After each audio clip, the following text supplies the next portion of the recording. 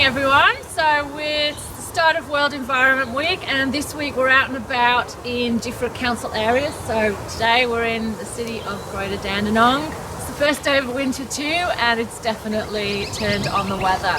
We're here in Tirhatuan Park. This is a really important local area. It's a place where people can come and walk their dog.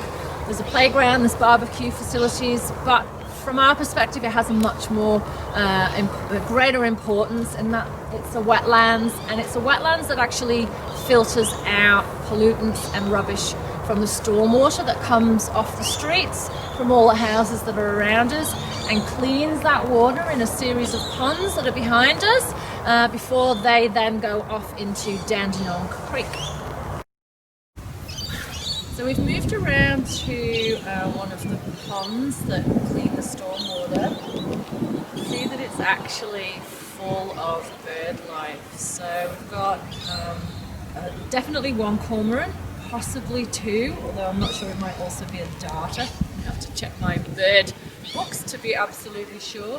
We've got some moorhens over here, and we've got some ducks.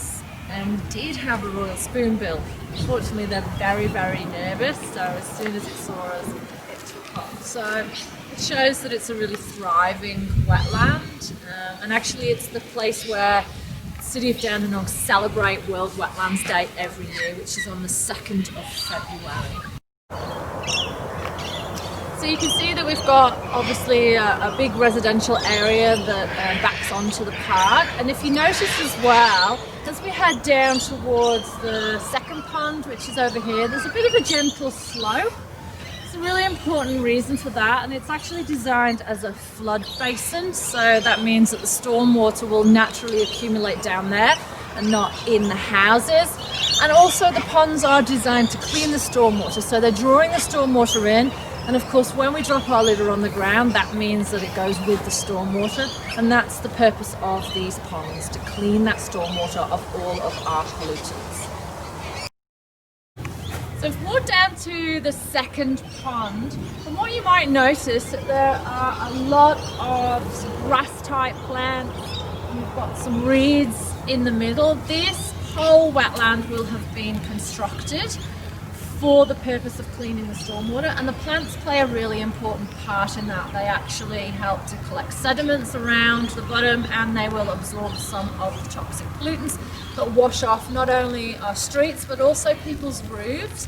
Things like the zinc from the tin roofs, obviously any detergents, oil comes from our car, or even our cooking oil that we might have rinsed out in the street. Things that we might wash our car with, it all comes down into these ponds. When the water leaves these ponds and eventually enters the drainage system, those drains are going to go into Dandenong Creek. And where does Dandenong Creek end up? Well, it ends up in Port Phillip Bay, either through Paddison Lakes or Mordialloc Creek. So it's really important that the water that comes out of all of these type of wetlands around the City of Dandenong are as clean as they can be, because they're going to end up in Port Phillip Bay and our amazing marine environment. Okay, I'm paying homage to one of my great heroes, David Attenborough here, by crouching down and trying to be inconspicuous, because behind me we've just spotted a really cool wading bird, an egret. It's very, very focused. It's trying to find the frogs that we could hear earlier as one of its key foods. They also, have fish that have been swimming in the ponds. It's really awesome to see such a diverse range of water birds, and I think, highlighting in World Environment Week the fact that we've all been so much more restricted over the last 2 months has made the wildlife much more settled and much more widespread in even urban areas, which is absolutely awesome.